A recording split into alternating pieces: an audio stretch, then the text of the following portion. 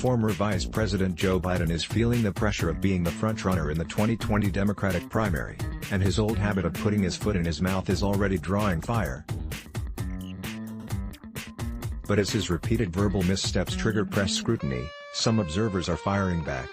"Lay off Joe Biden's gaffes," wrote Washington Post blogger Paul Waldman. "There are more important things to worry about, and we shouldn't feed a simplistic, pre-packaged media narrative about the former vice president," he argued.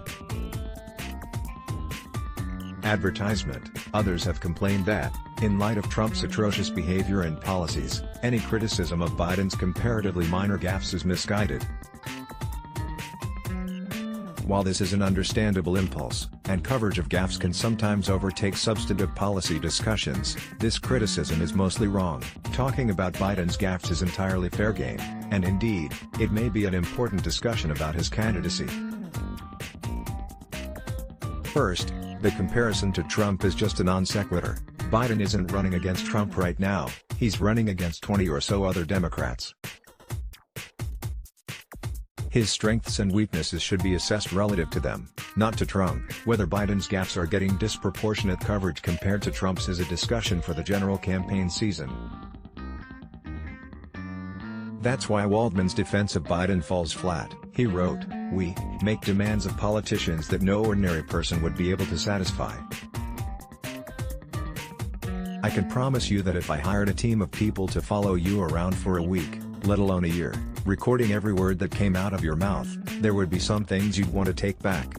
Of course, there are nearly 24 other Democrats running for president, and they, too, face scrutiny over their every public remark. And though this claim hasn't been subjected to strict quantitative analysis, there doesn't seem to be any real disagreement that Biden just objectively makes more embarrassing gaffes than the other candidates on a regular basis.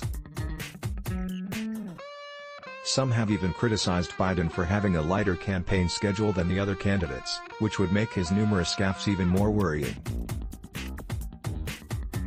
Other candidates have their flaws, said Bernie Sanders, IVT, shouts excessively, Senator.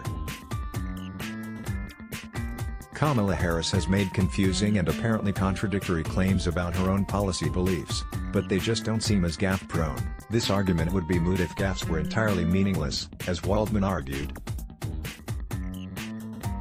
But at least in Biden's case, they don't always seem to be. They fall into two broad categories, as I see it: gaffes that seem to indicate genuine confusion in the moment and gaffes that might reveal troubling prejudices. Advertisement. Here are some of Biden's recent confused gaffes. "We choose truth over facts." Biden falsely claimed that he met with Parkland students as vice president after the school shooting in their town. The shooting happened after he was out of office.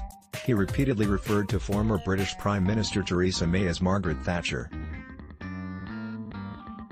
He mangled a call for donations at the end of the Democratic debate. Here are some of the potentially revealing gaffes. "We have this notion that somehow if you're poor, you cannot do it.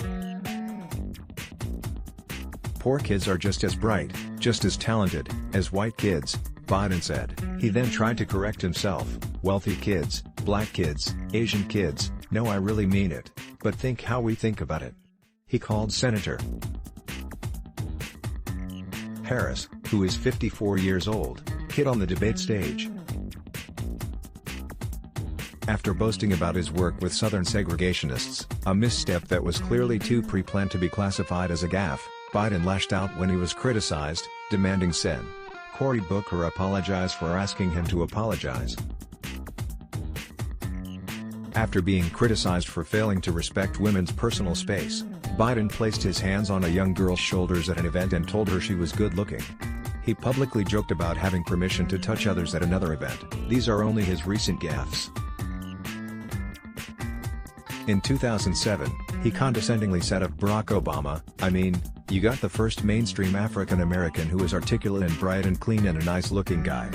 That same year on the debate stage, he said, "I spent last summer going through the black sections of my town, holding rallies in parks, trying to get black men to understand it is not unmanly to wear a condom, getting women to understand they can say no, getting people in the position where testing matters. I got tested for AIDS.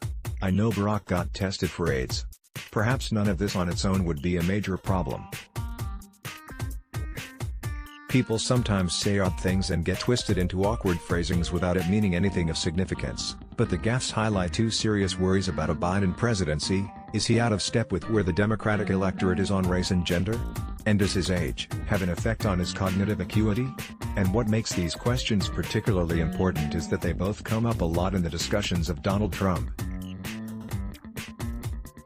Not only would it be bad for Democrats to put forward a candidate who shares some of Trump's failings, but this choice would also make it more difficult for that candidate to attack the president on these grounds. Advertisement. And let's be clear, if Biden is the nominee, these issues will arise during the 2020 campaign. We might as well have the discussion about these questions now, and if it's a devastating attack on him, then Biden deserves to be knocked out of the race. If he can laugh it off and convince voters it doesn't matter, all the better. But one of the worries is that we knew this was coming. Biden himself has said he is a gaffe machine. And his previous presidential campaigns have been dismal failures.